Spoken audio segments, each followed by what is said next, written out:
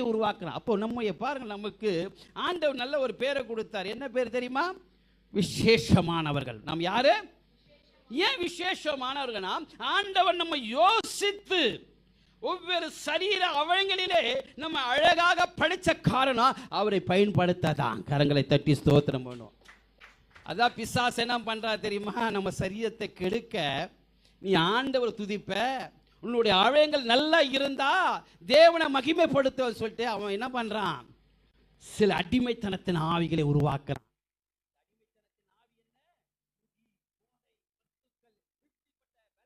என்ன பண்றான்? அந்த சரீரத்துக்குள்ள இறக்குறான். அந்த சரீரத்துக்குள்ள இறக்க அவன் என்ன பண்றான்?